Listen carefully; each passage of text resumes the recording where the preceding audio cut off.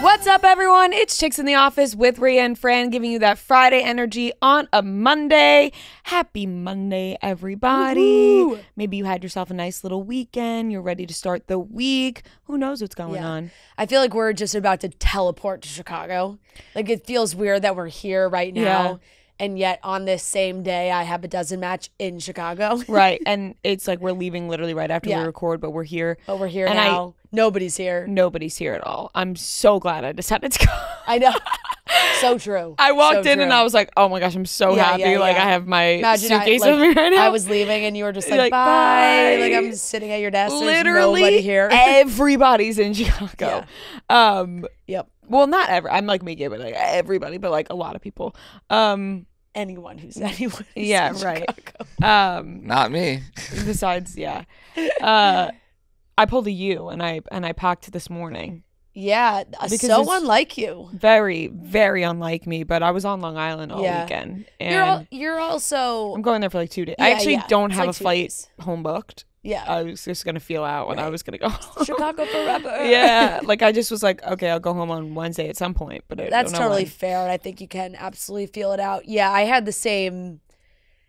I mean, I didn't pack this morning. I finished packing this morning, but I did the majority of it last night, but at like 11 p.m. because that's when I got home. Yeah, classic Long Island weekend. Yeah, you know, it was stunning. It was such a gorgeous weekend. The weather was beautiful all weekend. It felt like it was end of July with the weather this weekend. It was gorgeous. Sitting on the beach you were there. You were on the beach Saturday. I was on the beach Sunday. I know. No overlap. We had different beach times. Yeah.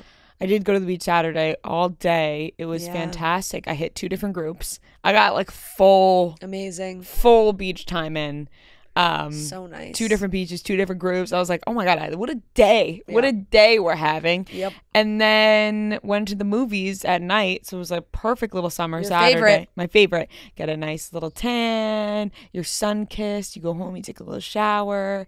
Get cozy, go to the movies. And you get cozy and you go to the movies. But I felt like I looked like, you know those kids who wore like the Cookie Monster pajamas in school? Yes. Like that's what I felt like I looked on Saturday because when I go to my parents' house, like I still have my room there with some clothes in there. Yeah. And so you have to dig up the old stuff. So I just I'm wearing like the most mismatching sweatpants that are like above my ankle. Totally. Because I'm like, I'm not going to pack. I have that at Joe's mom's house. Not like obviously your stuff goes back way longer, but I accumulated a lot of stuff obviously when I was living in their house during COVID. So I just have like a couple drawers and some stuff that have stuff in it. And so like when I don't bring enough or need something else, I like open the drawer. I'm like, oh my God, this is like this. I just wear this sweater every so often when I'm here. Yeah, it's like a time machine. You're it is. Whoa. It actually is. I brought some clothes back with me that I got years ago, and I was like, wow. Like I feel like I'm transporting back in time right now. Yeah. So Saturday, great beach day. Beautiful day. And Sunday was gorgeous too. Sunday was Father's Day. Had a nice little Father's Day, and it was overall just a nice little weekend. Yes, happy Father's Day to our fathers. Yes, it was beautiful. Thursday night, Kelly, Gia, and myself, we went to the Niall Horan concert at MSG. Oh my God, what a sweet angel he is. And it really is a summer of the Irishman. It really is because they are just humble kings. They're taking over. They really are. Humbly. And they're doing it humbly. Yes. And they're doing it with their thank yous and their pleases. Yes. They're very polite. It was so sweet. He was so, he cried multiple times during the show. That is amazing. He was so cute. He basically was like, look, like, I haven't been here since 2012. Aww. Still with One Direction, you know. It was his own 2 nights sold out, and it was sold out. I was worried when I was looking at the seat. Like when I bought tickets, I was like, oh, it does kind of seem like there's a lot of seats, but it was a packed house, and everybody was so into it. He sounded great. He played one Direction song. He played Night Changes, which had everybody in their feels. But he was just so grateful. He's like, guys, thank you so much for being here. Like, I know you spend your hard-earned money, and it's not only the ticket, but it's getting here and the drinks and the consent, like the snack, like everything. So it was really so sweet. And he also kind of does like a little Time of the Signs segment, really, where he goes out and he looks at everybody's signs and he talks about them, and he has a moment. And I wonder where he got that from. Yeah. Niall's been coming to our shows with a disguise on. He's watching all of our vlogs, obviously. And it was so cute. There was this one girl who tweeted at him a couple years ago and was like, when you come to MSG, I'll be front row. Mm-hmm. And he replied back to her and said, I would if I could. Like just talking about MSG. Yeah. And it was so cute. And the girl had gotten tickets to the show, but she obviously, like, she wasn't front row right away.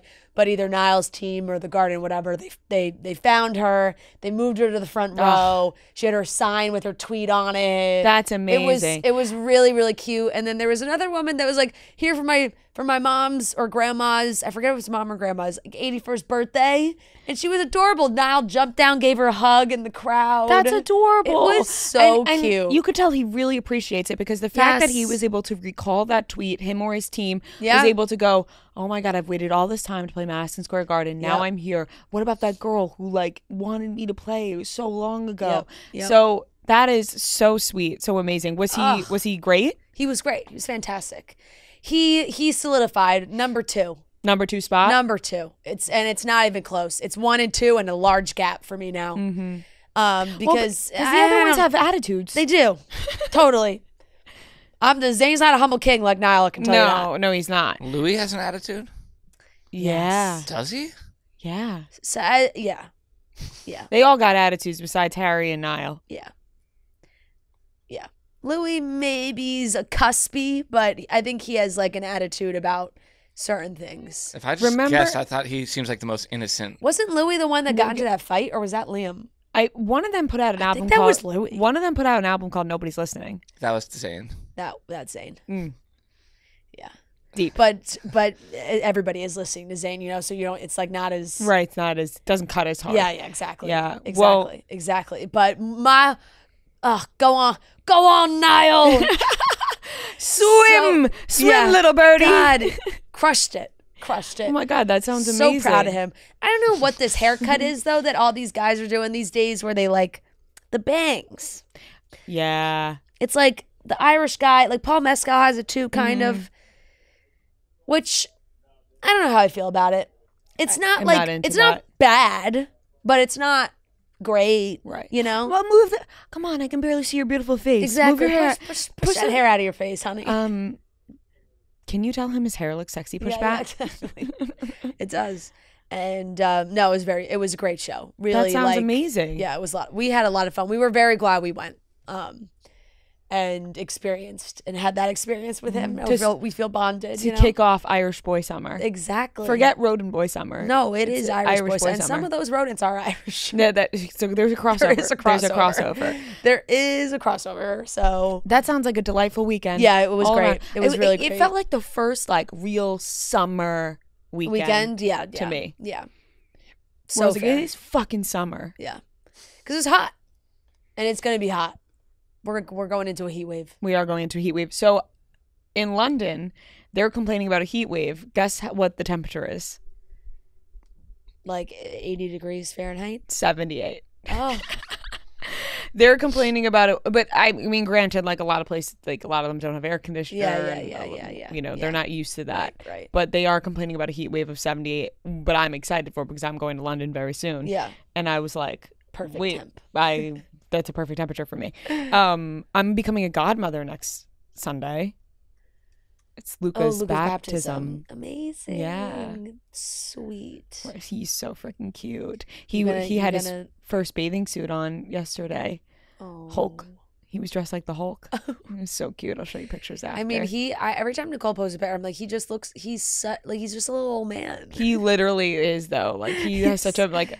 Yeah. man. And sometimes manly he's just like he's so expressive with his eyebrows where he's like, yeah, he does that look where you're like, are you upset? Yeah, But then he yeah. giggles, and I was Aw. like tickling him a little bit. I'm like, look, Yeah. and he's like, and he starts giggling. And I was watching TV with him.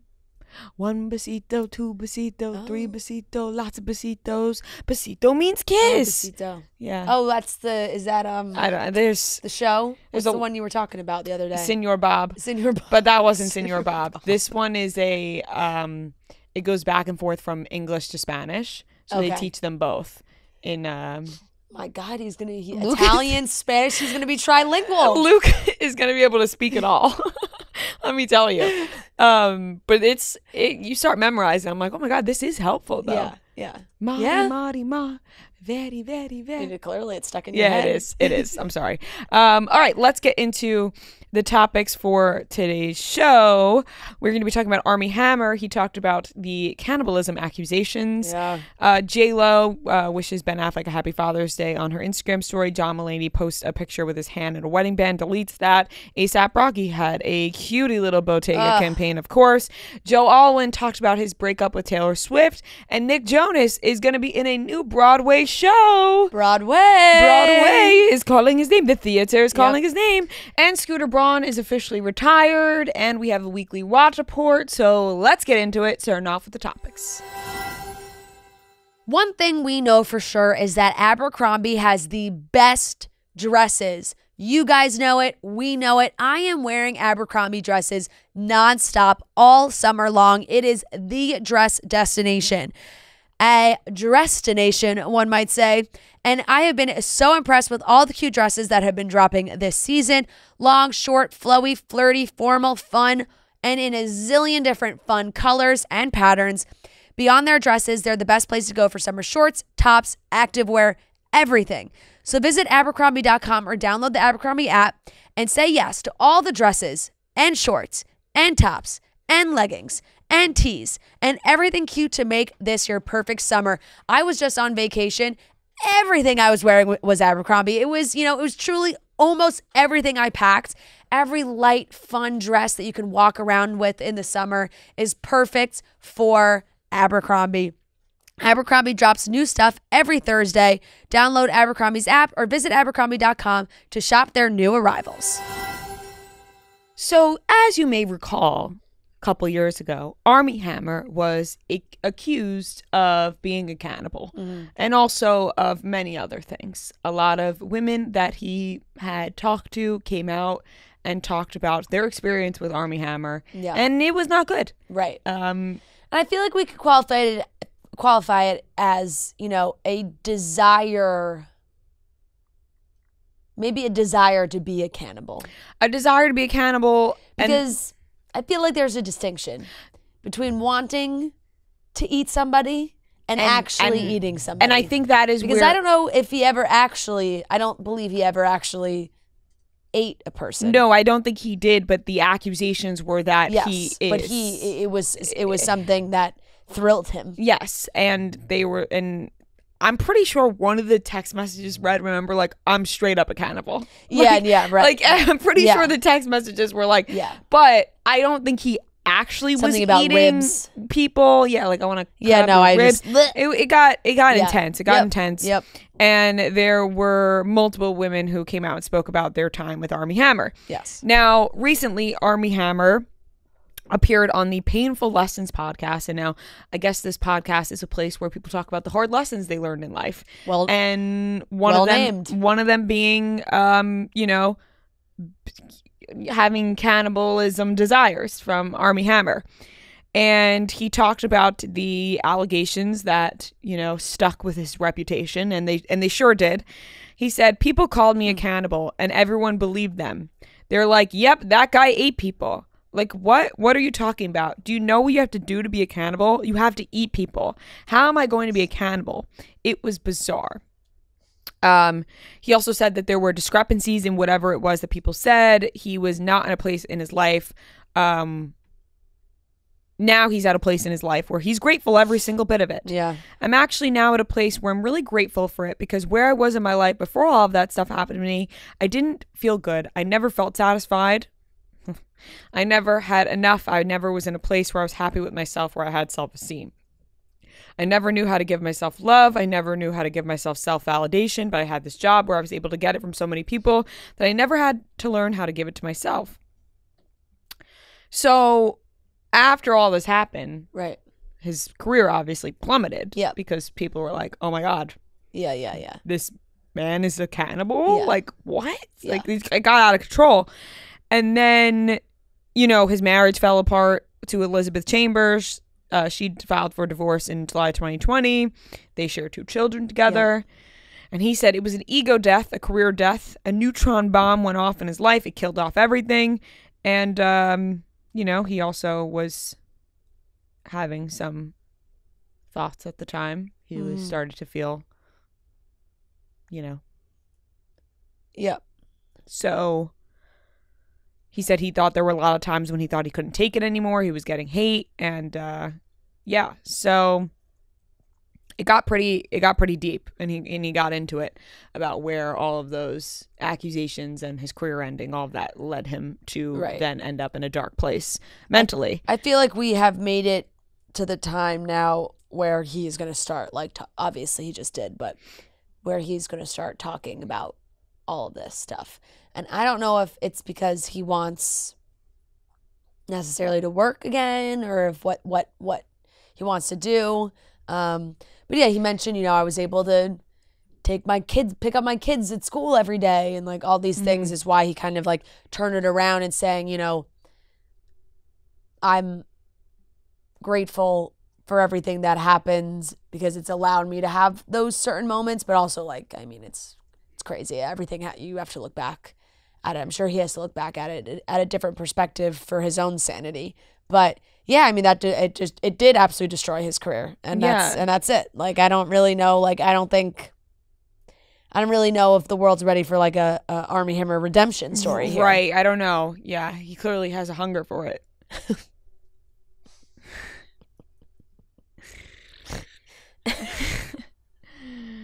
Whatever. I'm sorry. It's not funny. Oh God. He does. I mean, he does. Well, if he didn't do it, then you can kind of joke about it. Yeah. Well, that's why I think, you know, he expressed, you know. Right, but wasn't like the that whole aspect was one part of it. There was many other parts. Like, extremely abusive in relationships, emotionally abusive. Yes. Like, so. I mean, he like branded people. Yeah.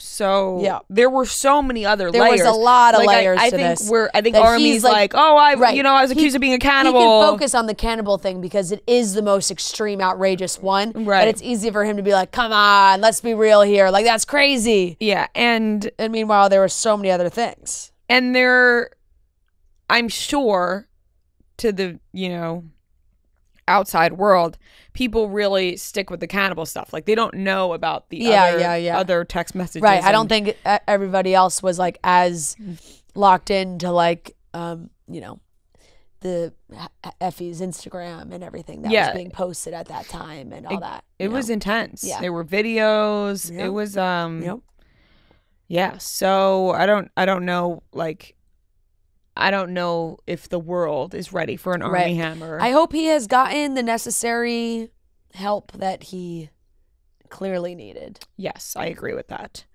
I mean, it was such a downfall of Armie Hammer. It was. I mean, one week I watched Call Me by Your Name, and the next week he was a cannibal. Yep. So things got out of control fast. Yep. We talked about it. Sunday was Father's Day, so we got some post from J-Lo to Ben Affleck, our hero. Happy Father's Day. And then everyone was like, okay, but what about the father of your kids? Like, I mean, Ben is their hero. Yeah. And you know what? Here's the thing. People get worked up about that, and they're like, why isn't she posting to the father of her kids? You don't know what everyone's relationship is like. Right. Like, you know what I mean? Like, I thought the same thing with Kourtney Kardashian. I saw her post.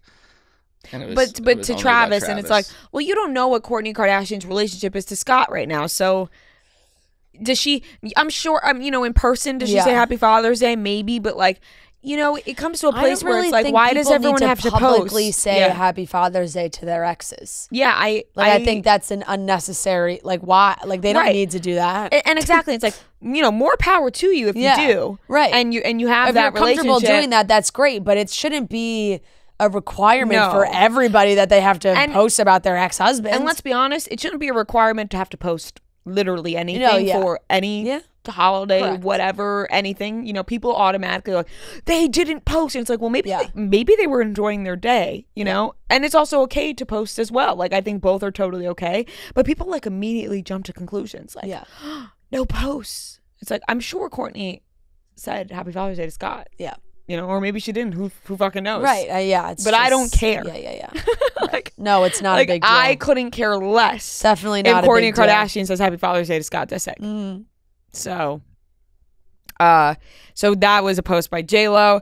John Mulaney posted something where his hand looked like he was wearing a wedding band, and then he deleted the post. Yep. Now it has everybody speculating. Are him and Olivia Munn married? Was that an accident? Who's to say? And so he's a father. Happy Father's Day. Yes, he posted a picture of him and his son, and I think they were like peeling potatoes or something, just in the kitchen.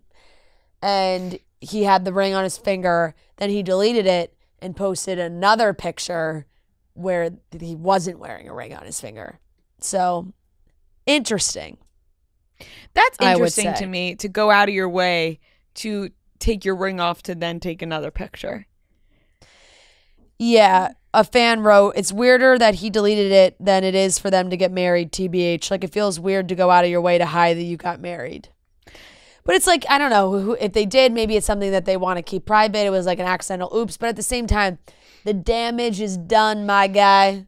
If that's up for 30 seconds, you're toast. You already posted it. Also, if you want to delete it, okay. Yeah. But then to post a new one without the ring, now you've added more fuel to the fire. Right, exactly. I would just leave it up and have people speculate that we're married without you saying anything. Right. To be like, oh, he's wearing a ring. Are they married? But you're not saying, like...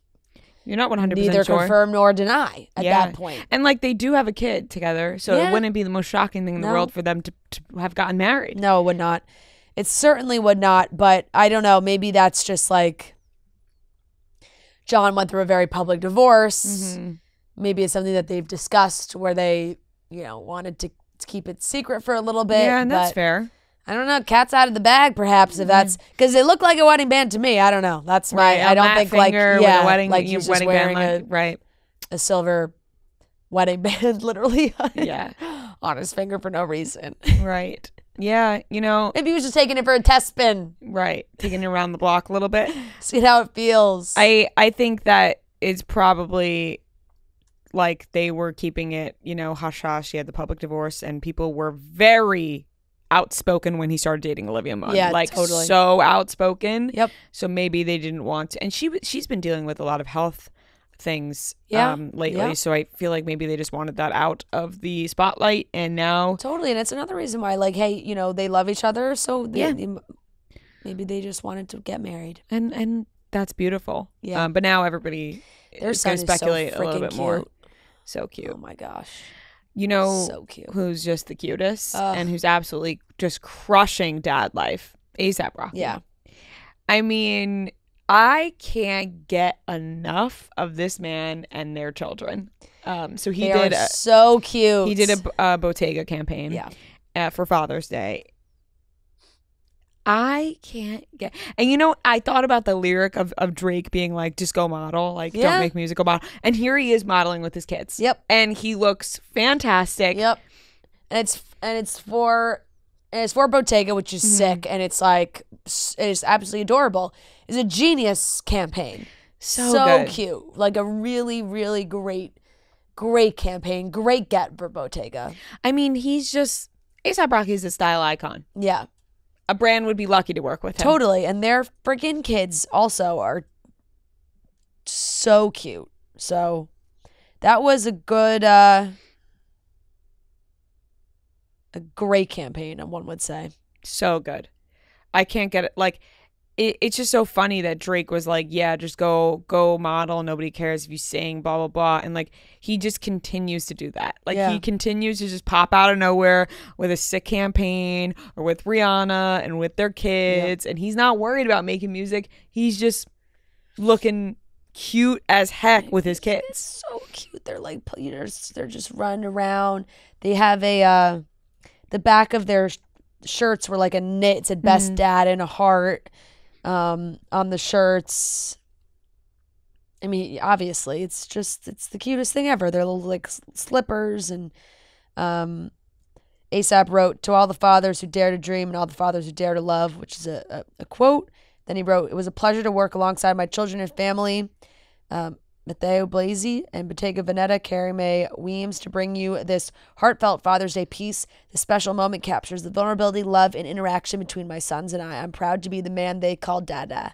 Happy Father's Day to all proud dads out there. So adorable. So cute. Can't get cuter. Absolutely that really adorable. made me so happy seeing that. Yep. I love Same. it. I love it for him. I love it for their whole family. Same. Agreed. He just seems like a fantastic dad. Agreed. Moving on, Joe Alwyn talked about his breakup with Taylor Swift. Now, it's like...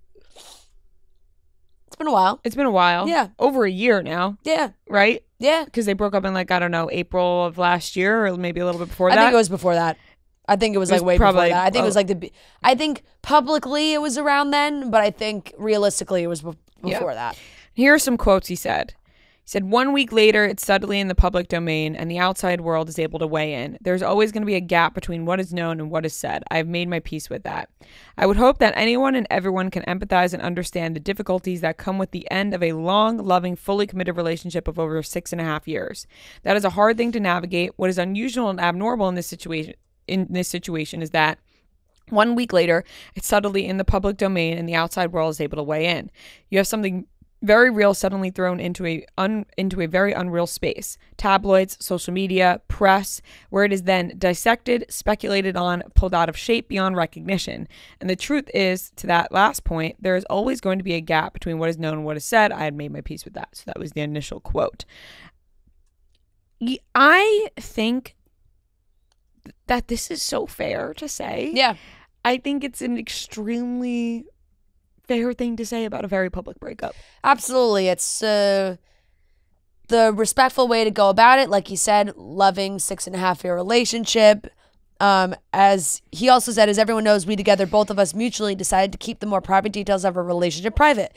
It was never something to commodify, and I see no reason to change that now. Right? So it's like they were never super public and forthcoming with their relationship in the press when they were together. So why would he do that now that they've broken up? Right. So. And it was interesting that he mentioned like it was mutually agreed on that they were going to keep this more private. Yeah.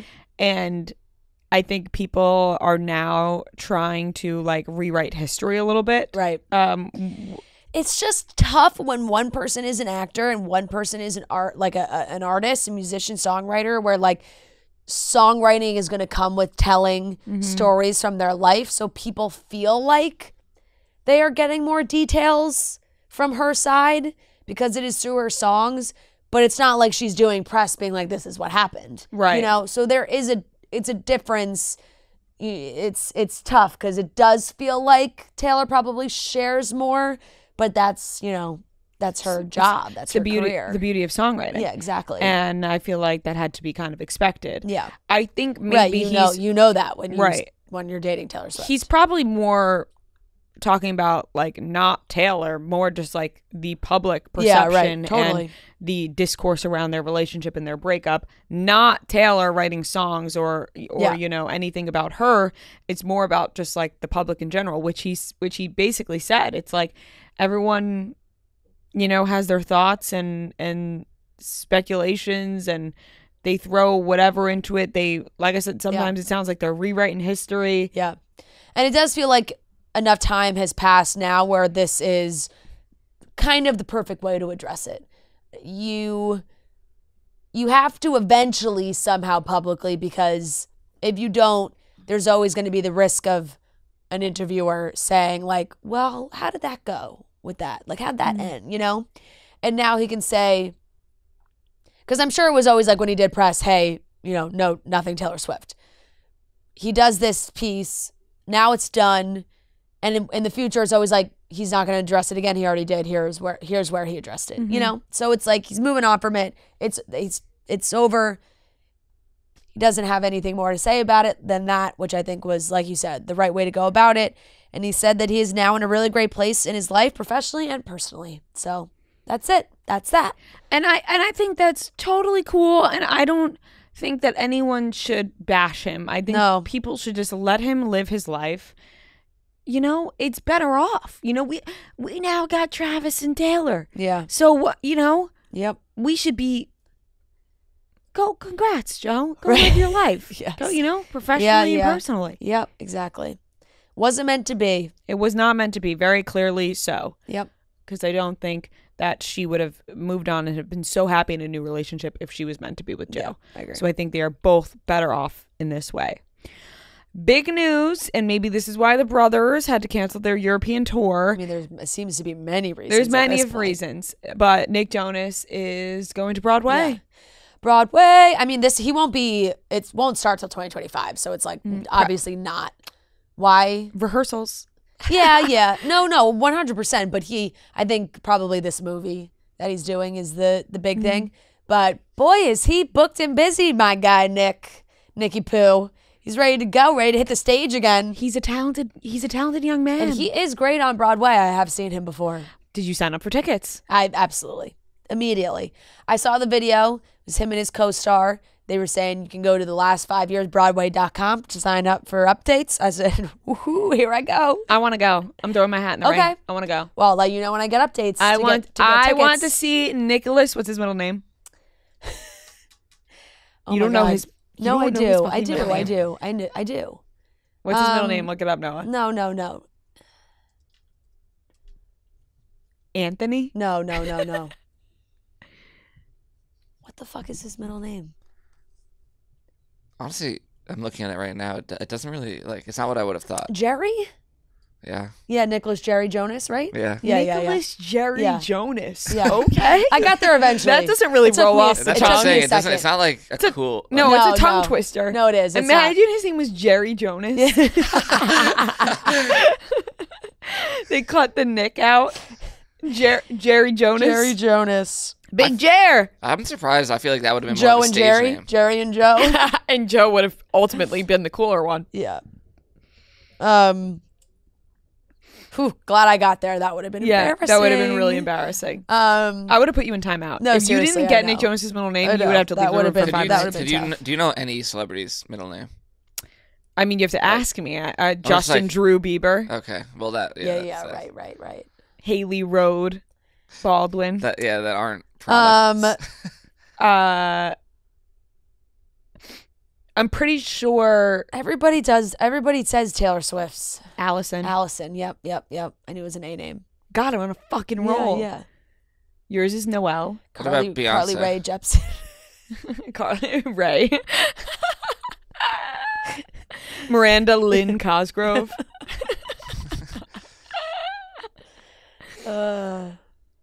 Sarah Michelle Gellar. No, I'm just naming three people with three names. I didn't know Beyonce's middle name was Giselle. That's fucking gorgeous. I don't think I knew Imagine that your name is Beyonce Giselle. That's like the coolest name ever. Beyonce cool Giselle name. Knowles Carter. That's sick. Gosh, I'm jealous. How did I end up with Michelle? You remember mine? Andrew. Yeah. You always remember it. It's shocking. I know. Yeah. I don't know why. Michelle, I feel like, was a really popular middle name for kids around our age. And I also thought I had a bunch of friends with Michelle as their middle name, and I thought Michelle was really sick. Really? Yeah. You know what I think of? Michelle's a cool girl name. You think so? I think so, yeah. Okay. I love that then. I think of the Full House song. Is it Michelle's crying or Michelle? I'm saying it Michelle because of the way he sings it. Yeah, right. When Michelle's crying or Michelle's smiling. Yeah, I don't know. I'm getting Jessie and the Rippers. I'm getting it confused with the song from Uptown Girl in my head. Hold on, let me look this up. Michelle's Michelle's Smiling, I think. Yeah. Full House. Yeah, sung by Uncle Jesse. Michelle Smile. I could play that, right? Like, that's not going to be copyright? I mean, it will. Oh, Michelle's at... Yeah. Oh, this was beautiful. Yeah, no. I can't play this, right? No. Okay, sorry. No. She doesn't know. Yeah. You know that when... what's the song I'm thinking about from Uptown Girl? I've never seen that. What? Dakota Fanning? Brittany Murphy? When I was way younger. Oh, it's her name is and the guy writes a song for her. Shit. I was going to say something, but I'm saving it for the weekly watch report. Molly Smiles. Molly It's the same kind of idea. I Molly Smiles. You know what's in my head now? When Jamie smiles Oh, from yeah. Just Friends. Yeah. Everybody loves to sing about when their girl's smiling. Yeah. It's a beautiful thing. You don't have to be selling out stadiums to feel like you're chilling backstage. You just need a Coors Light. Coors Light wants to make sure your summer is the most chill with limited edition backstage 6-packs curated by some of your favorite artists. Because music plus Coors Light equals chill amplified. When you embrace a chill mindset, it's a good time to choose chill and crack open a Coors Light. It is mountain cold refreshment, crisp and refreshing as the Colorado Rockies. Opening a nice cold Coors Light when you are listening to music or even when you're going to a concert, you're really getting the full experience. Like I said at the beginning of this show, you know, I was at a concert Thursday night, a nice cold Coors Light while you're enjoying an amazing artist and it's in concert. It's just the best. It's so great.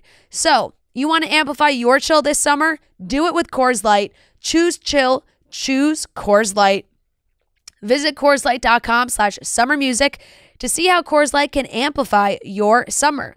And be sure to keep an eye out on Coors Light's social handles and Coors Light Backstage 6pack.com all summer long for the drops. And always celebrate responsibly from Coors Brewing Company, Golden, Colorado. Also, so happy this is totally off topic, but we are talking about Broadway. The Tony Awards were last night, and Daniel Radcliffe won a Tony. I was so happy for him for Merrily We Roll Along, which I did see, and it was a fantastic production. He is great. Jonathan Groff also won for his role in Merrily We Roll Along as well. They're both great. But when I left that theater, I was like so impressed with Daniel's performance. And I was so happy he got rewarded for it. He's grown a lot from Harry. Yes. And I had the same reaction So when I saw proud of him. Danielle I was very Radcliffe. happy. I said, oh my God, what an accomplishment. Yep. You know, he spent his whole life trying to shed Harry Potter. You know, not maybe totally, but Yeah. he's been Harry Potter and now he wants to be something else. And I just feel like, I know that probably everyone thinks like, oh, you know, Oscar, Emmy, like they put all the other awards. Like a Tony is such an incredible accomplishment because stage acting is so fucking hard. And it's so big. And you gotta you do it every night. Yeah, they are really talented. Yeah. Yep. And a lot of times, you know, with stage acting comes singing. Yeah. And Did he sing in that? Yeah. Wow. Not every actor. It is a musicale. Not every actor can sing. Yep. And that is quite a not every talent. singer can act. What did you think Not of his every suit singer. No. at the Tonys? His purple suit. Oh, I like, you know, he can I wear liked whatever. it. I Yeah. think he's always, I like a little change up. I didn't realize We'll that wear something a little he's different to married. the Tonys. I don't believe I don't know if They're he's not married, but he is in a very committed relationship and they do have a child. But I don't know if they're like officially like legally married. Well, I hope he doesn't accidentally post an Instagram story with a wedding band. Yeah. People The check it out. Tonys looked like it was popping off. Did you see Jay-Z and Alicia Keys performed? Yeah. It was. Angelina Jolie also won, and now she's halfway to an EGOT. Wow. Mm-hmm. Which, no offense, but is halfway to an EGOT like that big of a deal? Now you got to you got to be Every actor 3/4. is Right. halfway to an EGOT. Like Yeah. you have two. You have to be three. You need two more. You need double the amount you have. Right. You have to have at least 3 for it to be like, oh my God, he. Right. I think like He or when she you could- get 3, then it's like, oh, okay, now she's almost there. Right. But if you're an actor, I think the T and the G are probably the hardest ones to get. Like Right, If you're like yeah. a movie actor. Yeah. That is totally. so true. So it's like now, it's like when you're trying to hit the cycle in baseball and you get Totally. like a triple. that's like you got the hard one out of the way. Right. Well, it's kind of like, I mean, Wait, what does she need? She needs an Emmy? Well, now she's got a She Tony. definitely I don't needs a think she Grammy. has an Oscar, so I'm guessing maybe Emmy. Does Angelina Jolie have an Oscar? I would think she has either an Oscar or an Emmy because I don't think she has a Grammy. If she's halfway there. she definitely doesn't have a Grammy. Well, Imagine she- we're so wrong and Angelina Jolie somehow Right. had. Yeah, but like, how could she have gotten a Grammy? She won an Oscar for Girl Interrupted in 2000 Oh, for an Best Oscar, Actress okay. in a Supporting Role. So she Okay. needs an Emmy, which could happen. Yeah, that's oh, it. She Yeah. can get that. But Yeah, she should get Grammy, How do actors who don't sing get Grammys? they That's don't. a great question. Like, I are don't they think like a lot of them- like I don't think a lot of them do. they're like a producer on like the movie sound, or I don't know, like some yeah, thing. maybe. Writing credit. It's kind of crazy to think I about. know you could also get like comedians can get like a Grammy Yeah, for like yeah. this for their Yeah. She comes out with a. She starts doing stand up. yeah It's kind of crazy to think about like Eminem has an Oscar. yeah Yeah. You know, like that, and you're like, He got that one out of the way real quick. right Yeah. right. There are only What was it, like 28? there's 27. only 1, 2, 3, 4, 5, 6, 7, 8, 9, 10, 11, 12, 13, 14, 15, 16, 17, 18, 19 Wow. EGOTs. who got it first? You probably have no idea who they are. Who got it first? Who EGOTed first? Oh. That would be Richard Rodgers completed his EGOT in 1962. He was a Who's- composer and producer. Who's the youngest person on the list? I think Richard Rodgers is half of Rodgers and Hammerstein, right? I wouldn't know. Jennifer Hudson? That would be my guess, but that could be wrong. Jennifer Hudson's on there, right? Jennifer Hudson is on there, yes. Huh. That could be wrong on my part. Maybe American Nick Jonas. composer if he Richard keeps Rodgers. shooting for the Hey, stars. he could. We'll see. What He's is- getting into acting Does more. Nick have, I'm assuming Nick has a Grammy. Yes, he is. Okay, that is correct. I was right. Nick Jonas doesn't Nick have a Jonas Grammy. You don't does. think? Or did the Jonas Brothers win a Grammy that year? Does that count though, or does it need to be solo? No, because you have your individual. I think Yeah. No, I mean they were nominated for. they were nominated for Sucker, but they didn't win. but I Nick don't. Jonas, 1/4 of the way to an EGOT. But I don't believe they won. Yeah. So he's 0 for 4 right now. Well, I mean that's not the most. Most people are 0 for 4. Well, he's a Yeah. It's not I'm the sure he's a easiest Teen I mean, there's Choice only Award. 19 people that have an EGOT. And most people like go their whole lives without getting Yeah. an award, and they're so And there are talented. people like I mean, Rita Moreno and Audrey Hepburn, Marvin Yeah. Hamlish. I mean, think Mel of- Brooks, Whoopi Goldberg, Andrew Lloyd Webber. Whoopi Goldberg has an Yeah, EGOT? Whoopi does have an EGOT. Yeah. She completed hers in 2002. early. Yeah. I mean, Whoopi EGOTed early. Yeah. But a lot of composers, which makes sense too. yeah. Andrew Lloyd Webber. Yeah. That's a good one. Yep. And John Legend and Jennifer Hudson, Viola Davis, Sir Elton John. How did Viola get a Grammy? Viola Hastings. Spoken word album, it says. She Wow.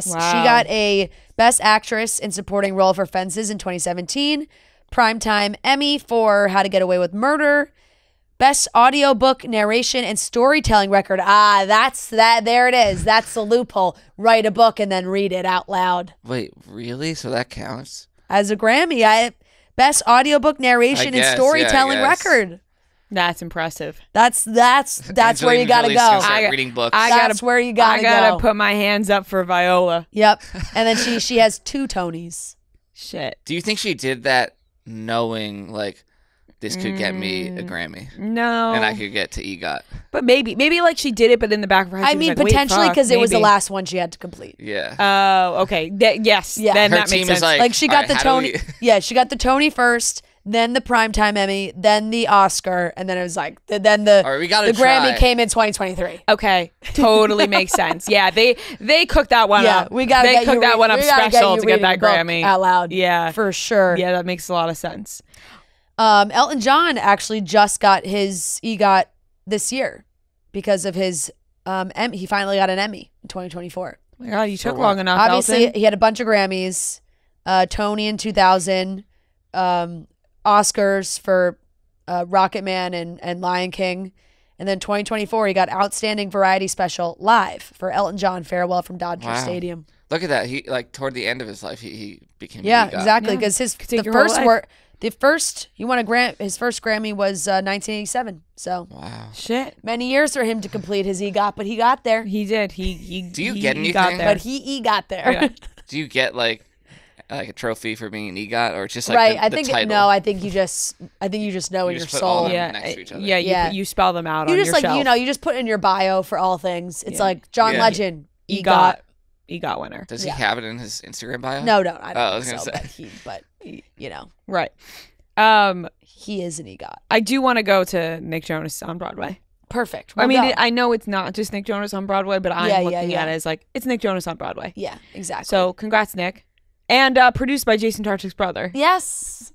which was Yes, the play is the last 5 years, which sounds like one of those where it's another like sad premise. It's a book. There was also a movie that they made with Anna Kendrick. It was off Broadway for a little bit. But it's like the storytelling of a relationship from their individual perspectives. Nick's story, the male story, I believe, starts like chronologically from the beginning of the relationship to the end, and then the woman story is the end to the beginning. interesting concept. Yeah, which is a little like Merrily We Roll Along, kind of like it moves backwards. So, which I guess it moves both ways, but It's gonna be a hot ticket. yeah, it definitely is. It definitely is, and yeah. Oh, you know who's Happy gonna be for the next him. EGOT? I'm just calling it right now. Tom Holland. You think Tom Holland will get an EGOT? I think he will, because he's doing Broadway. I could see him like doing something with music. Well, I just wanna- He's doing Romeo and Juliet in London Yeah. right now. Yeah. Well, yeah. Yeah. Yeah. I mean, it's not Broadway. Well, not to me. It's like all theater is just Broadway. Well, it's not if you want to win a Tony. Wait, so you can't win a Tony unless you are on Broadway? You can't win a Tony for just. That's a great question. I feel like but that'd be crazy. I like, feel so, like the you have to be Tonys in New are York? just Broadway. I thought it was just all theater acting. Like,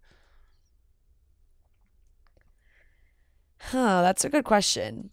That is a good question. who is? It's tough because the Tonys just for Broadway. Yes, only Broadway productions that open in designated Broadway theaters in Manhattan are eligible for Tonys. What the hell? That seems so like unfair to the rest of the world. That makes Well- it that much harder. You have to be in New York. Well, I know yeah, that's like the heart of like. that's the point though. Broadway is the epitome of stage theater. Yeah, but like, what about London? Like, It's not Broadway. I know, but it's probably just as good. Yeah, of course the performances are good, but That's crazy. you got to make it to Broadway to get a Tony. That's so strange to me. I don't think I it feel is like at you all. have I to think make it actually music in honors LA the fact that or you can't get a Grammy. that New York City is the epitome, the top of the top. If you want to make it on Broadway, Yep. If you can make you it got to here, come to New York City. you Exactly. can make it anywhere. Exactly. But I actually, that's not a bad call. I will for I don't even know for if he Tom has Holland. any of them right now. Has he? No, won? I don't think so. Yeah, he'll get there. Perhaps Maybe one day. And you know what? You'll be the first to have called it. Yeah. Zendaya could also easily get one as well. I feel like. True. I mean, Zendaya can do anything she puts Yeah. her mind Actually, to. yeah, that's probably an easier Zendaya call. can Yeah. literally do anything she puts her mind to. Yep. Last topic, quickly. Scooter Braun has officially retired from music. Right. Well, we Which- knew the rumors. Yeah, when all of his clients left him, Right. it kind of seemed like Scooter Braun was going to wrap up the music part of his career. Yeah. That when that all went down and everyone was like freaking out that his biggest clients were leaving, the story was that it was because he was dissolving his music management, but he was just stepping away from it, and was not going to be in that role, and that seems to be the case. He posted on Instagram, 23 years. That's how long I've been a music manager. 23 years ago, a 19-year-old kid started managing an artist named Kato in Atlanta, Georgia, and my journey began. Along the way, I've had so many experiences I could never have dreamt of. I have been blessed to have had a Forrest Gump-like life while witnessing and taking part in the journeys of some of the most extraordinarily talented people the world has ever seen. I'm constantly pinching myself and asking, how did I get here? And after 23 years, this chapter as a music manager has come to an end. He then, this is a long Instagram statement. I'm not going to read the whole thing. But he does say that in this next chapter, I have been honored to join as a board member of HYBE, H-Y-B-E, HYBE, and serve as the CEO. My brilliant partner these past 3 years, Chairman Bang, has a vision I truly believe in. But even beyond that, he has become a true friend who understands where I must be in my life these days. And that is a father first, a CEO second, and a manager no more. So he says over the past 2 years, he's been working toward this destination. One of my biggest clients and friends told me that they wanted to spread their wings and go in a new direction. We have been through so much together over the last decade, but instead of being hurt, I saw it as a sign. You see, life doesn't hand you your plan, it hands you God's plan. So that's very interesting. That could have mean, I don't know, I would assume that's an assumption for sure. I mean, he has massive talent, could be Ariana Grande, but I feel like to me, that's Justin Bieber maybe saying that to him and him being like, okay, if that's the case, maybe it's a time for me to rethink what's going on too, which is interesting just to see what happened first. Yeah, and also if you have multiple, if you're assuming Justin Bieber, but maybe there's multiple people and they talk with each other and then they talk to Scooter and it's like, yeah, he gets the hint. Then he wrote some nice moments for some of his artists, and of course he wrote the most about Justin and Ariana, I will say, at the end. His two prized possessions. Yep. His golden children. His gold stars. So, yep, that's the end of Scooter Braun, the music manager. And I don't think anybody's upset about it. Yeah, it's just like, okay, that's all right. Wipe our hands clean of Scooter. I think Taylor Swift's popping bottles right now, No, I don't think she is, because I think she was put through a torture fucking chamber with Scooter Braun, and I think no matter what, he already did the damage. So him retiring from music doesn't take back everything that he did. I also feel like he wasn't, there wasn't something bad that happened. He wasn't fired. It was and he's still working. Now he's just a CEO of a whole nother company. So the crazy thing is all that probably definitely made Taylor Swift so much more money. In the end, she just put out all these albums again. Obviously, and there's 9 million variations every time she puts out a new album. Yeah. And of course, every re-record is dollars in her bank account. Yeah. And she's thriving, and Scooter Braun is wrapping up his career. Yeah. So, you know what? Maybe she's not popping bottles, but at the end of the day, it's like, see ya. Right. You're not going to screw over any more artists. No, yeah. And that's that. Yep. And that wraps up. He could still buy people's. That's true. Yeah. I was going to say that wraps up the topics, but you're right. Yeah. Yeah. You're right. And that wraps up the topics. This weekly watch report is presented by Coors Light. The perfect summer playlist may be elusive, but one thing is for sure, it gets better when it's enjoyed with a cold Coors Light, because music plus Coors Light equals chill amplified. Coors Light is the only choice when you're ready to chill. So when you embrace a chill mindset, it's a good time to choose chill and crack open a Coors Light. I will say, music is huge when you are enjoying a nice drink. I think it just makes it better. It amplifies it. When you can have a nice cold beverage, a nice cold Coors Light, and you're listening to your favorite artist, and it's summer and it's gorgeous out, it is absolute perfection. So hey, I was on the beach on Sunday. It's a perfect time to enjoy some sun, the speakers playing some music, and you crack open a nice cold Coors Light. So amplify your chill this summer with Coors Light. Choose chill, choose Coors Light. Go to CoorsLight.com/summermusic to see how Coors Light can amplify your summer. And be sure to keep an eye out on Coors Light's social handles all summer long for more exciting announcements. And always celebrate responsibly from Coors Brewing Company, Golden, Colorado. Welcome back to the Weekly Watch Report, where we talk about the things we watched this week. Weekly Watch Report on Monday, Weekly Watch Report on Monday, Weekly Watch Report on Monday, Weekly Watch Report on Monday. Yeah. Boom. Lots of good stuff. Lots of good stuff. Lots of good stuff this week. I'm going to start off by talking about the Bratz documentary on Hulu. I watched that too. The Brat Pack. Yep. We could discuss it. Yeah. Here's the thing. going into it, I was expecting a totally different documentary. I thought it was about to be a documentary about how fucking cool their lives were and how cool it was to be in the Brat Pack and to be Rob Lowe and Emilio Estevez and Ali Sheedy and Molly Ringwald and all these people. And it was honestly a little bit of the opposite of that. It was Andrew McCarthy interviewing, a lot of people, Demi Moore, Emilio Estevez, Rob Lowe, to talk about their experience because... To give a little background info, a journalist way back in the 1980s met up with Emilio Estevez, Judd Nelson, and Rob Lowe for a night out. And it was supposed to be an article about Emilio Estevez. And in this article that this guy ended up publishing, David Blum, I think his name was. Yes, he deemed them the Brat Pack. And this started, I guess, a cycle of some of these actors feeling like this hindered their careers, especially Andrew McCarthy. He said this basically ruined his career. It was a whole thing. So for majority of the documentary, I was feeling like Andrew McCarthy was placing blame on this Brat Pack title 100%. when a lot of them had really gone off to continue to have extremely successful careers. It's a very interesting concept, and it was very interesting to see his perspective, because for him it obviously really affected him, and he maybe didn't have the most fruitful career, right? That it could be easier to go back and be like, well, that was why. Yes. And it kind of felt like that's what he was maybe doing. Yeah. Putting a lot of blame on this one article. Well, it really it clearly mentally affected him massively. Yes, it definitely did. And it affected a lot of them massively, but some of them took it and ran with it and some did not. Rob Lowe is just the fucking coolest. Rob Lowe. I mean, so is Demi Moore, to be honest. Rob Lowe was the coolest and is the coolest now. Just the way that he looks back on this time.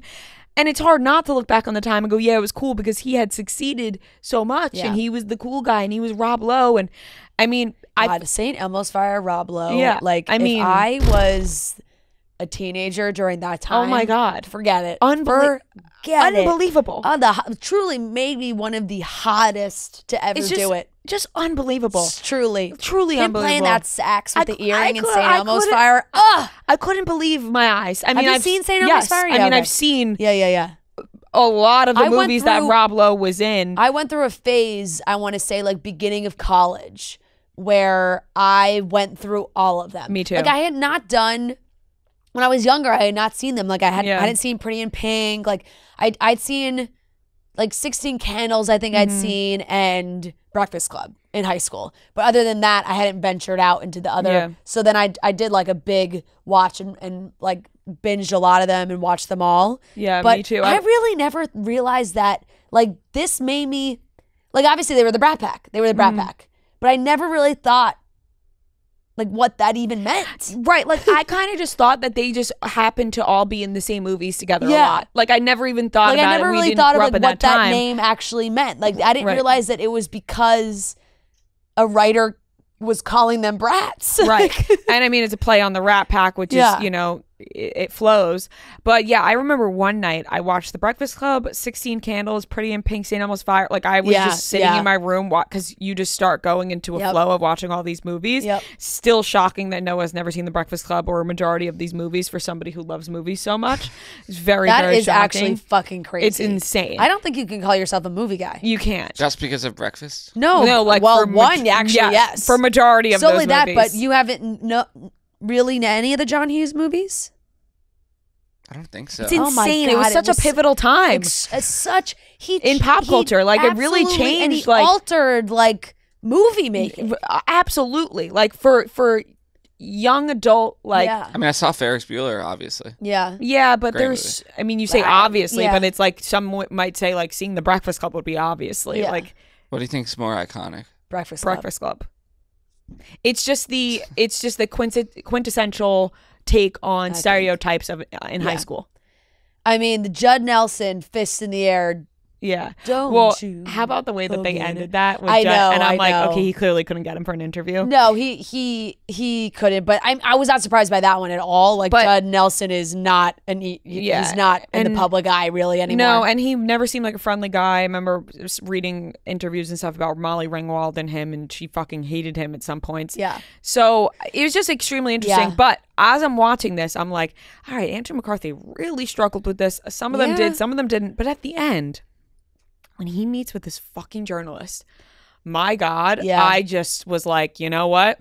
This journalist is an ass. Yeah, literally, like, just a prick. Like, I think it was just one of the producers that they talked to. Or I forget who exactly had said it, but they were like, you know, the journalist was 29 years old when he went out, and I think he was just jealous. No, he totally was. That's literally what I was about to say, is that he said it himself. He said, I was 29, they were 21, they were cheers and a laws, the whole thing. He goes, oh, you know, everyone was swarming, looking at Rob Lowe. It's like, you were just jealous. And for him to even mention, he was like, I wasn't getting any attention, but like, of course, yes. you know, it was like, I was like, why would you even bring that up? That's not like, you weren't, of course you weren't by getting the way, attention that because guy, Rob Lowe was fucking famous and you were not. He just totally does seem like a prick, because not only did he, did they do that interview, but he also just wrote another article for Vulture. I read with the headline, I was the person who named the Brat Pack. I stand by it. I read it and I just rolled my eyes out of my head because this guy was just a prime example of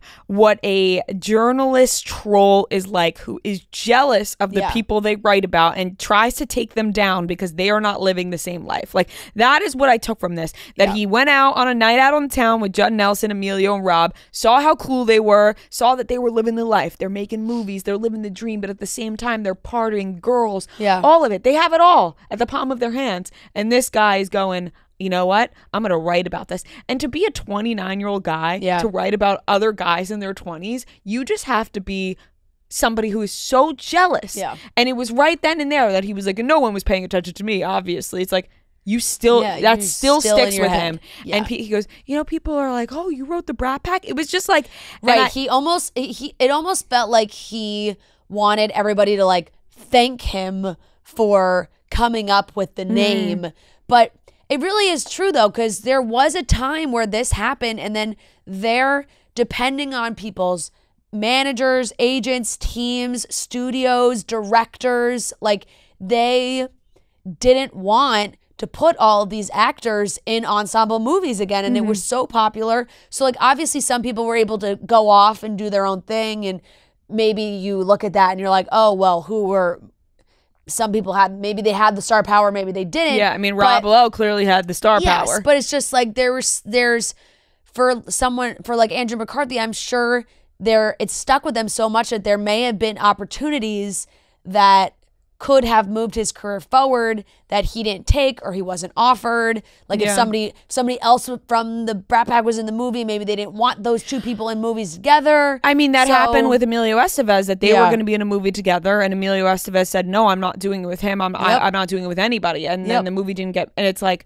well, that fucking sucks, because that then, you know, set back his career. So I did understand his point of view, and I understood it more when he talked with the journalist, and he was going back and forth with the journalist, and he really does seem like a nice guy, Andrew McCarthy, and he seems like, you know, he maybe has spent his entire life kind of thinking about this, which made me feel really sorry for him, that there were others who thrived and like moved on, and he had kind of like, seems like, been just going over and over in his head on what could have been or what couldn't have been due to this article. There totally could have been another world where that, like, and Demi had kind of said it like, why did we take that as a bad thing, you know? Because it was like, but it's just the way he, and once again, journalists are just trying to be funny, like whatever, and you can frame that article, you can talk about three young actors, night out, the attention, the drug, and you, like, there's a way you can frame that as a cool thing for sure, and not as much of like an entitled brat thing, because anytime, like, even if that happened today with, you know, say they do a huge profile on Barry, and like, they do a night out, whatever, and then the guy ends the article with basically being like, yeah, he was an entitled brat. Like everyone that'd be such a turnoff. And so he's like, oh, brat? Like, was brat even like that bad? Like, it's like, kind of. Like, you're calling them spoiled brats. You're calling them spoiled. Like, and then he basically said that their reaction proved that they were brats. Yeah, so it was bizarre to watch this guy. And I'm sure they were entitled, but that's how anybody in that spot, they were massive movie stars. Yeah. And they're out in public. Like, they're gonna get attention. They're gonna use it. They were 21. Yeah. It's not like they were 30 and they were like still absolutely like they were like rude. Right. They were 21. They were getting a lot of attention. Like, I don't know. It's crazy. I don't think I fully realized the scale of how much that affected all of them. Or, I mean, some more than others. Yeah, it was extremely interesting and also just fun to hear stories like Rob Lowe talk about how they ended up at Sammy Davis Jr.'s house where he was serving them drinks because he didn't drink, so he was the bartender and they were just smoking cigarettes with him. And it's like, what a cool life to look back on. And I feel like Rob Lowe kind of helped Andrew McCarthy look back on it in a different light than how he was originally looking at it. But that was interesting. It premiered at the Tribeca Film Festival this past week, and some of them went with Andrew McCarthy to the premiere and supported him. And I'll give that a B. Yeah, it was good. Because I thought it was interesting, but I there were some points and I was like, okay, we get it, Andrew. Yeah. I mean, obviously he made the movie, so it was like more about himself, but Demi was quoted as well saying like the one thing she wishes is that they all got to sit down together and talk about it. And that would have been amazing. That's really how it, like, Andrew should, and of course I'm sure it was so hard just to get people one-on-one, as you could see, like tracking people down was really hard.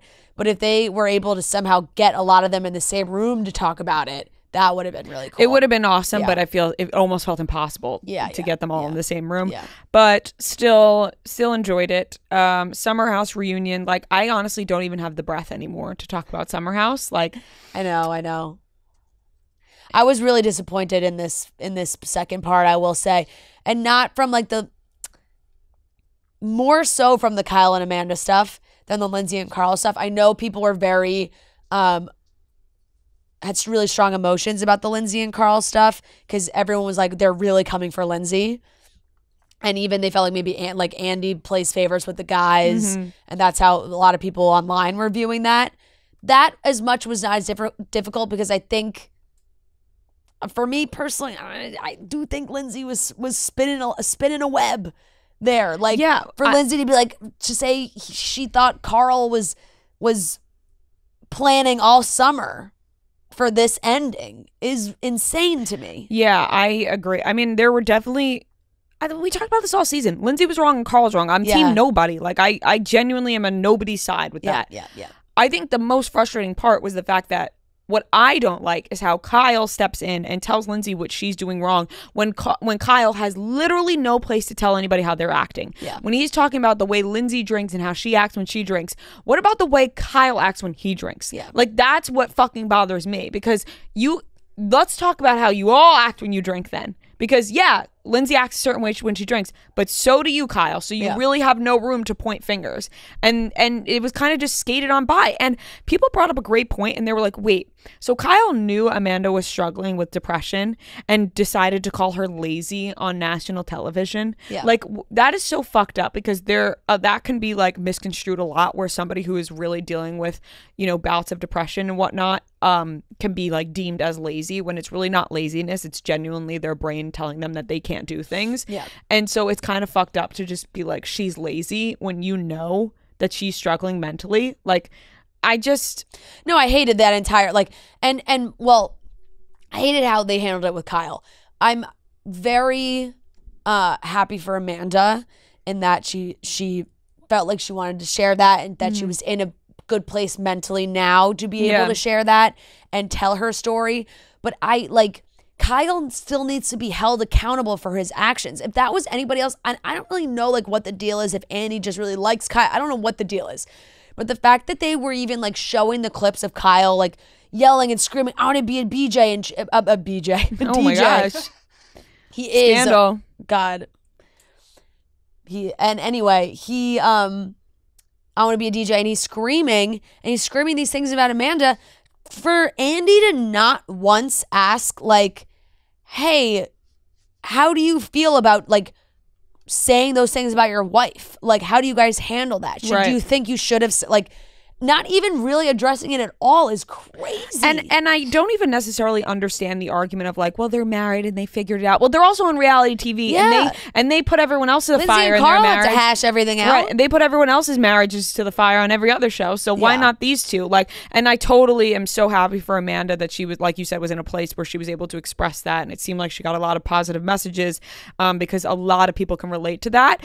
But it just felt like, okay, we're just going to skim right over this. I just felt like Kyle got a get out of jail free card. Like, I don't know how that happens. Yeah, and I mean, who knows what's going to happen this summer, because there are so many different rumors flying around about literally everybody. So I feel like they're going to start filming soon. So it's I don't know if this summer is going to be any better at that point, but I'm going to give Summer House a B-. Fucking crazy. I was like fuming. I was like, I can't. When their segment like ended, I was like, that's it. Right. That's it. We're not going to like talk about Kyle just shutting down any possibility of her, like, I don't know. We're not going to talk about Kyle's actions, and Kyle just being like, oh, you know, and I'm glad she's talking about this, and that's was something that I was aware of, and all those things. I'm like, okay, how about he answers to how he acted? Like, how about calling your wife a fucking bitch and storming out of the house and throwing things? Like, what? Yep.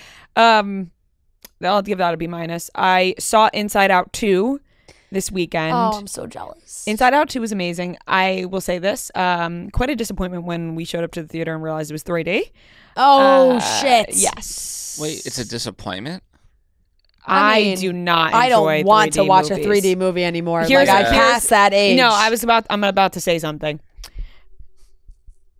3D movies are cool up until a certain age. After a certain age, it's a headache. It's an absolute migraine nausea. Waiting to happen. It's a lot of things. Vertigo. It's a lot of things, and it's not fun anymore. Yeah. 3D after a certain age, not when fun. When was the last time you saw a movie in 3D, Noah? Like, you're making a face. No, I can't think of it. Yeah. My problem with 3D was I always like couldn't help myself but like I just wanted to see what it looked like. Yeah, exactly. And it hurts your eyes. Yeah. Yes. And 3D is not something that I go woohoo anymore. Yeah. When I was a kid, I loved 3D. I had no idea that they were even making Inside Out 2 in 3D. Let me tell you, this movie might have been cool. No, there was no reason. No, there's it had no to be reason in 3D. for that to be in 3D. 0% of a reasoning why it should be in 3D. So I will say this: the initial reaction to it being 3D was unsettling, and we were with other people, and I'll say this: Matt and I were not happy it was 3D. And we kind of like, we had a moment where we were like, oh my god, it's fucking 3D. Like, with each other, we were like, I can't believe it's fucking 3D. Like, whatever. And then we just had to like find the funniness in it and be like, okay, so we're not gonna leak. Like, we have to see the movie. The next time everything was sold out. It's like, okay. And then quickly it was like, all right, it's funny, it'll be 3D, whatever. Like, there's nothing you could do at that point. But I was not pleased to find out it was 3D. Fair. And then seeing it, there was no fucking reason why it had to be in 3D. It was amazing though. Were there a lot of kids there? It was mixed, really mixed ages. Our age, older, younger, really mixed group. Really great movie. It was so good. Inside Out, and I can imagine it was even better without the 3D. Right. But it was so good. I'll give it a solid A. Love it. I loved it. It honestly, like, it really does do a great job at accurately portraying emotions. And this one was anxiety. And the way that they like wrote it out for you, it comforted me. I know, which makes me so happy, because I feel like it can really help kids that deal with anxiety. It can really help them understand, because it plays out different scenarios and how anxiety can make your brain think of every bad scenario that's possible. The way that they do it, I mean, you have to watch, is incredible. Like how they really spell it out for you. Anxiety, no, it doesn't downplay it, and they show her having an anxiety attack and or a panic attack, and it just did a really, I think, phenomenal job of trying to accurately portray what anxiety is to a younger viewer and also to an older viewer of just being like, man, we can all relate to this. Love it. Spelling out every horrible scenario that you can possibly think of, and then Joy stepping in and being like, no, let's give Riley good scenarios. But what if this happens? And what if that happens? Like, why can't you think of the good stuff instead of thinking of what if the bad stuff happens? So I really enjoyed it. I give Inside Out 2 a solid A. I can't wait to watch it without 3D glasses, though. Really can't wait to watch it without 3D glasses. Yes. We're headed to Chicago, and tomorrow night we are going to the Cubs game, all thanks to Game Time. I can't wait to go to the Cubs game. Beautiful baseball weather with a nice little Chicago hot dog. I can't wait. And that is all thanks to Game Time, the official ticketing partner of Barstool Sports. You shouldn't have to worry when you buy tickets to your next big event. Game Time is the fast and easy way to buy tickets to all the sports, music, comedy, and theater events near you. They have flash deals for sudden discounts, zone deals for when you're feeling flexible, and their lowest price guarantee, which means that if you can find the same seats for less anywhere else, Game Time will credit you 110% of the difference. Game Time is the best place for last-minute seats with up to 60% off your favorite events. So what are you waiting for? We're going to the Cubs game, all thanks to Game Time. Maybe we'll see you there if you live in Chicago and are going to the Cubs game on Tuesday. We cannot wait. So take the guesswork out of buying tickets with Game Time. Download the Game Time app, create an account, and use code CHICKS for $20 off your first purchase. Terms do apply. Download the Game Time app today. Last minute tickets, lowest prices guaranteed. I watched Ratatouille. Yeah. Anyone can cook. Anyone can cook. Anyone can cook. Oh my God, loved it. Yes. And I mean, yes. How can you not? How can you not? It's a fucking rat that cooks. Yes, exactly. It's a rat that has an exceptional sense of smell. Yep. His little nose moves. Oh my God. Like, I just wanted to take on his talents. Yeah. Like the fact that he could sniff it out, smell it out, and just, he's a star. He is. And I loved it. I thought it was phenomenal. I thought I'm also going to give Ratatouille a solid A. Yep. It's a great movie. It was just so good. And I want to know if you agree with this. Fake food, like in Pixar movies, looks so fucking appetizing. Yes, it does. It looks so good. Yes, my mouth was watering for Ratatouille. I've never had it. When he slices the vegetables. No, it's just so clean cut. Yeah, it's like, oh my God, this is perfection. Did you ever play Cooking Mama on Wii when you were younger? No. Oh my God, fantastic game. I was obsessed with Cooking Mama. You can also, they have the iPhone game as well. Oh, okay. It was my favorite game to play on the Wii. Amazing. And it reminds you of like when you perfectly slice up and you sizzle and the whole thing. It's a cartoon. Yeah. So, yeah, Ratatouille is an A. Love it. Anyone can cook. Anyone can cook. Amazing message, amazing story. Yep. And, my sister was giving me shit, actually, because I posted Ratatouille on my story, of course. Yeah. Because I want everyone to know that, don't worry, I will be watching Ratatouille. Yep. And my sister writes back to me, LMAO, really? And I wrote back, I'm watching it for the podcast. Fran's upset I haven't seen it.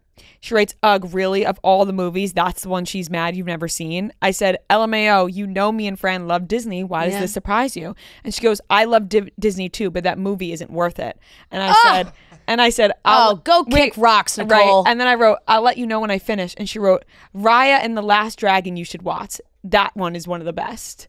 I'm like, first of all, we have different tastes. Sometimes Raya and the Last Dragon doesn't get me going like a rat that can cook. Yeah. I think sometimes, like, she just wants to hate on anything we like. And she falls into sometimes more of the like cool. Yeah, too cool for school. Cool anime type cartoon. Yeah, like stuff. Raya and the Last Dragon. Yeah. Like, I'm sure it's great, I've heard amazing things about that movie. But I'm not like, it's not a rat that can cook. But you know, you don't have to knock down one to prop up another. Exactly. That is a saying that I love that I can't remember exactly, but you can light multiple candles. Yep. One doesn't have to be lit. You can light multiple candles. Yep.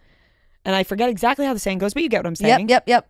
Ratatouille can be great, and so could Raya and the Last Dragon. They're like and shine at the same time. Yes. Why do we have to knock down Ratatouille? I know. No, you shouldn't, because Ratatouille is a fantastic movie. And you know what? And this goes back to her fucking never watching High School Musical just because I loved High School Musical. And because she's 6 years older, everything, she was like, I'm lame and she's cool. Because she likes Raya and the Last Dragon and we're watching Ratatouille. Yeah. Well, guess what? I fucking loved it. I guess it's a fantastic movie. I love that little Remy. And I love Linguini. But Linguini made me a little anxious. Yeah, but you know fair. what I mean? It's like all over the place. Yeah, and that's why he needed Bremmy's help. Exactly. They're a dynamic duo. They are. And I freaking loved it. Yeah. Freaking loved it. I have to go on the ride now. Yes, you do. I do. It's a good ride. So that gets a solid A from me. And for other things, I mean, I put on the first episode of Love Island USA. Yeah. And I'm excited to watch it because I'm hearing phenomenal things. I'm hearing Love Island USA is crushing Love Island UK out of the water. Yeah. I don't know about that, but I am very much enjoying US. I just have one thing to say. Why did they start it with a dance number? Why did they start? Oh, I feel like that was like for Ariana. I'm just like, yeah, this isn't Love Island. Yeah, I don't want the dance number. Right. Just skip over now that, this all feels fake to me. This feels like one big production. Yeah, totally.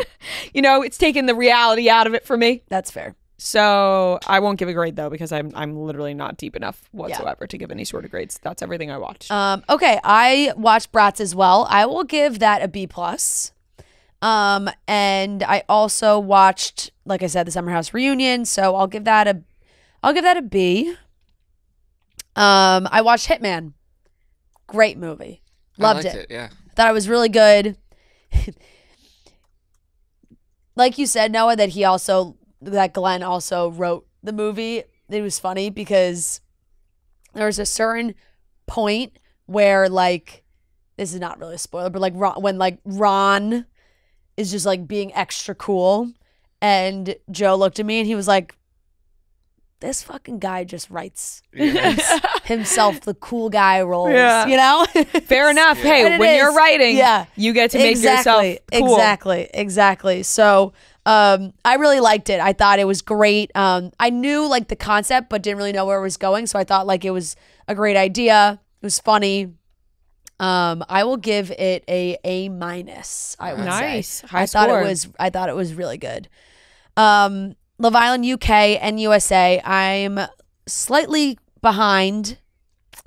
But you I don't know what it is about UK. This is a tougher season to get into. I don't know if it's.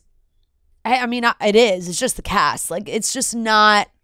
They're just not pulling me in, some of them. I also totally knew what you meant about how there's multiple girls that look literally exactly the same. Yes. And everybody's talking about it on TikTok too, because they're like, these girls are so young and they have so much shit in their face. And it's like, it's not, and this is not like, I would never knock somebody for getting work done when they want to get it done, but they're so young, and it's just young. Like, and it's fun. It's interesting because I saw Madeline White post a TikTok where she was like, I see everybody talking about why the girls on UK, like, they look like they have so much filler and Botox and all this stuff, and she's like, well, in the UK, basically it takes 2 days for you to register to be able to do injectables like that. So like anybody can do it. Like your friend could do it for you. They're like, you can walk into a salon anytime. You can walk in and they'll just put shit in your face. And I just wish that they wouldn't do that. You know?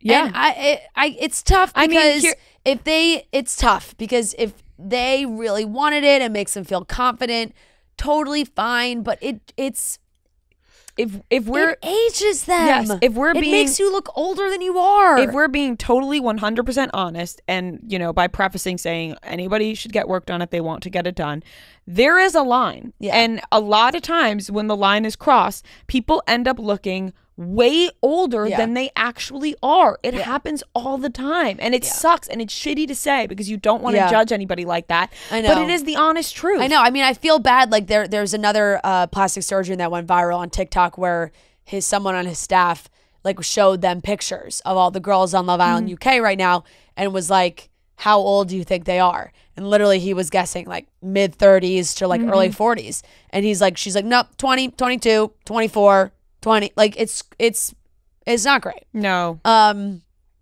But there's a couple, I don't know if it was just because there's a few relationships that are being laser focused on, and then there's so many other people that are just like irrelevant. It feels they don't really have a storyline going on right now. So there's a couple triangles that have just been the focus of every single episode that like nothing has really shook things up yet. And USA is good. USA is good. The girls are making silly decisions. They're playing games. They're kissing people they shouldn't be kissing. There's drama. It's good. I'm liking US a lot. I watched all of Perfect Match up until the last episodes. What a show. I know there's not a point to it. There's really not. But the drama on this show is unbelievable. And this is a spoiler, so if you're not caught up, don't listen. But Harry Jowsey is such a fascinating human being to me. He really is. Because the attention that he gets and like the way they are talking about him, like he's fucking Brad Pitt walking around this villa is crazy to me. Well, in the land of reality TV and to these reality TV stars, he is Brad Pitt. He is. So there was this situation, and his brain should be studied because he's still, no matter how much he claims he's working on himself, he's doing therapy, he's doing it. He's shady as fuck all the time. He can't shake it. That's who he is. He can't shake it. And also, like, he falls so fast. I love you, Jess. Like, I like they're planning their life together. And they're like still together, like, right? I don't think so. Or like, why? Then why are they they're posting TikToks together? Oh, they are? Yeah. Oh my God, I thought they broke up when he went on Dancing with the Stars. Maybe they got back together. Maybe they got back together because they're literally posting TikToks together. Wow, I got to go check that out because this was 3 days ago. Oh, yeah. Wow, I'm missing a huge tidbit I don't of what's know if happening that's videos that they made but like, and because he wrote hashtag perfect match, so maybe like are they just promoting Yeah, like it? they could be ones that they did that they filmed when they were that was filming 4 the days show. ago. Like, would you post that if you broke up with them? Oh, no, I guess maybe not. Well, I mean, 100% they were not together when he was on Dancing with the Stars. because he was with Riley, or there were a lot of rumors about that. And he also on his podcast, I think he said like it was really hard to go into that show like on a relationship with a relationship. Right. But they say that about Dancing with the Stars. Yeah. So he's like professing his love to Jess, and they're planning the rest of their lives together. And they do a little switch up where the girls go hang out with all the guys that have been out of the house, and the guys hang out with all the girls.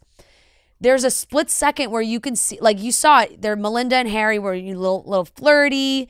She was like, I gotta go to the bathroom. He's like, want me to carry you? He picks her up, he's carrying her, and then you can't see them. But one of the other girls goes, oh my God, did they just kiss? And Melinda is adamant that he kissed her, but it's not on camera, I guess.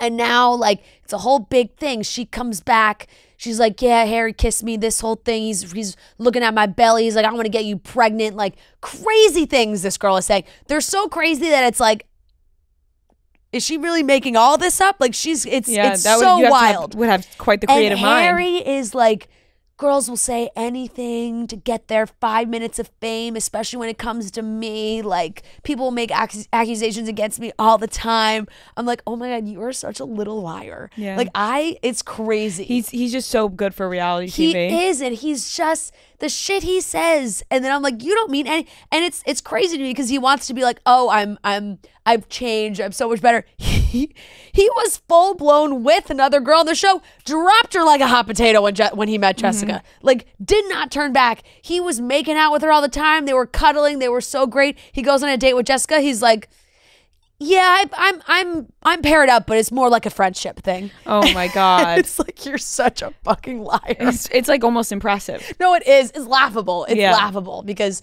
it's so unbelievable.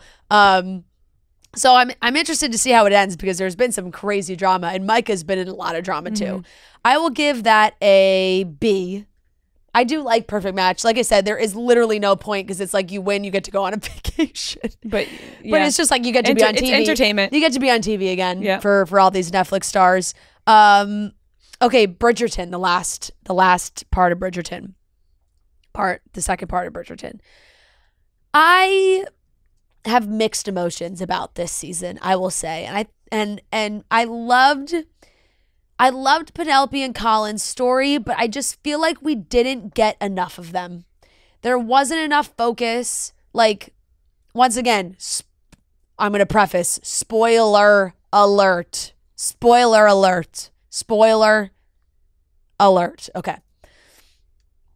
and I know you're not gonna watch, so I don't feel bad saying this, but when Penelope's identity is revealed and Colin finds out, like, I thought there would be so much more dramatic, so much more working through it, all these things, like, and it just as Lady Wisdom. Yeah. And it's just it's like so funny how I know what's going on without watching it. Totally. And it's just like I don't know, they kind of reconciled and it was okay. But I just felt like there wasn't enough time for them to really get the full, like, work out the It's kind of like when they find out Dan was Gossip Girl and it was like fine. Yeah. It was like, what? What do you mean he's been writing these stories about you this whole time? Yeah. I saw a lot of people complaining about, like, too many side plots this season. And there's always been side plots. The side plots just need to be worthwhile is the thing. Like, previous seasons, they've been worthwhile. This season, I just felt like they weren't. They seemed kind of pointless. It was hard to follow. Like, there wasn't a point to it. I have not read all the books, so I don't know. There's people out there that have read all the books and they're loyal to the books and they're pissed because they're changing a lot of things from the books. And, like, Benedict's whole side plot this entire season was just threesome. That was it. Sex cells? That was it. That was it. Threesome.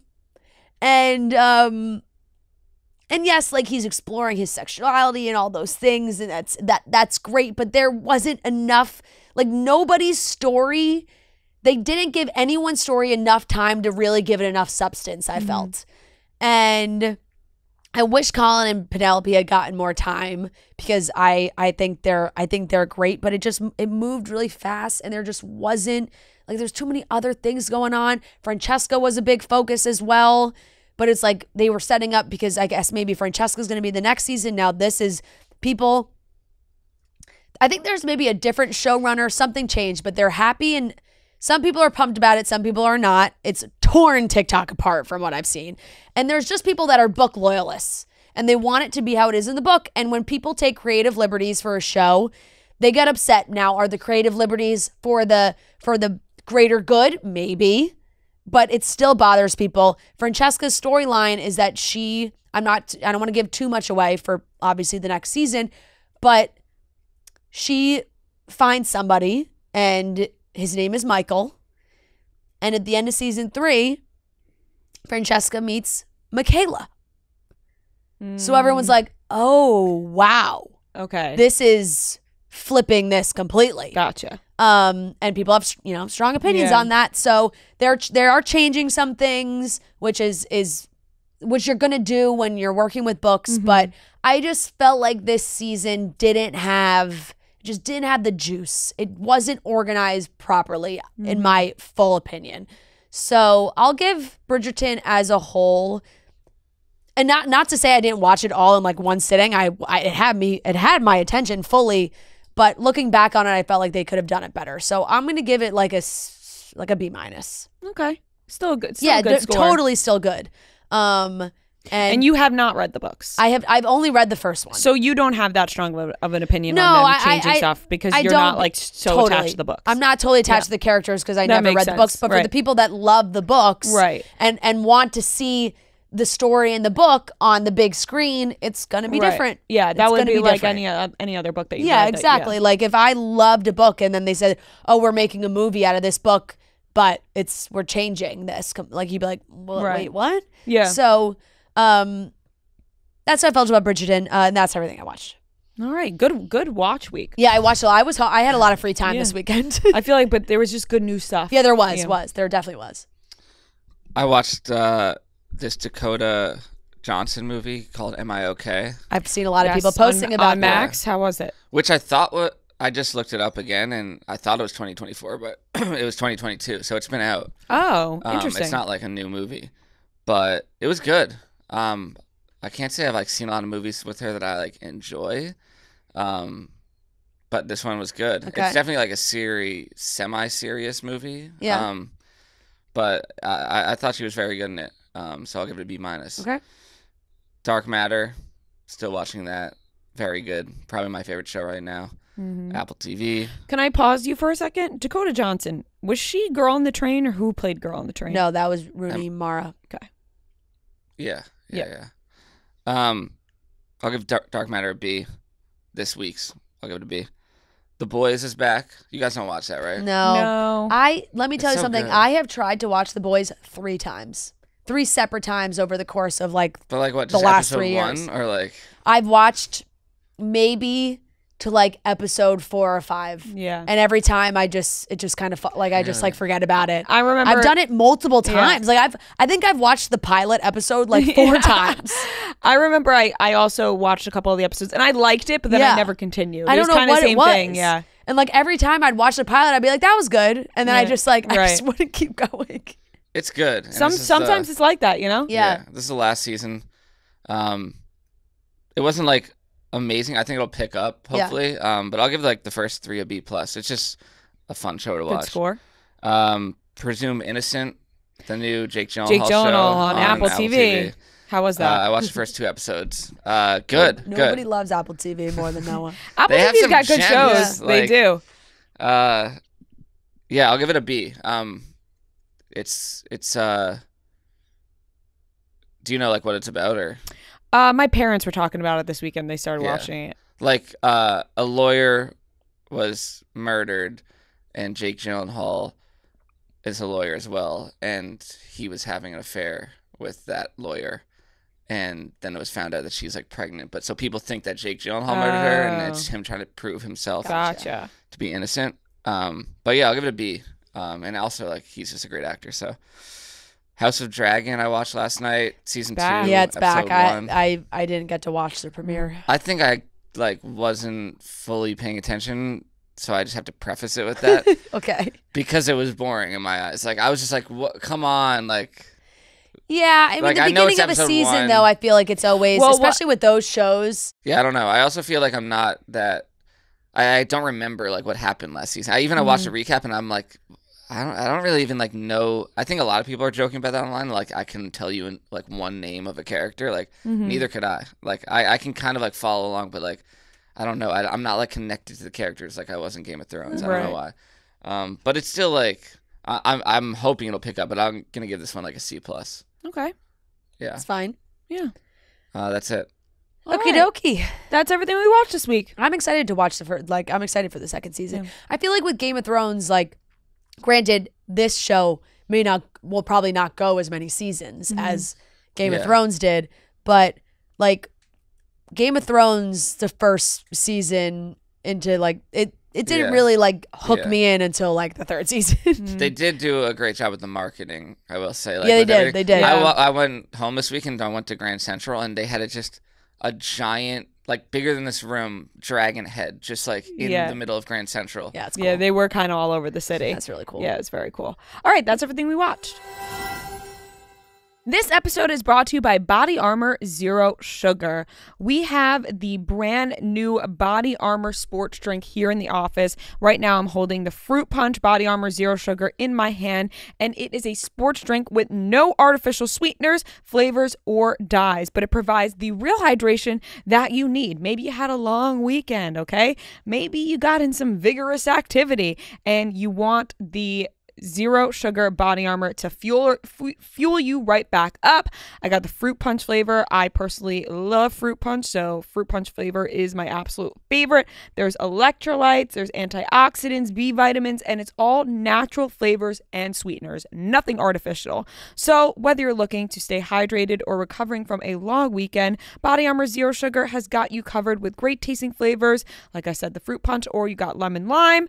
Body Armor Zero Sugar is available in stores nationwide. Head on over to Walmart and get yours today.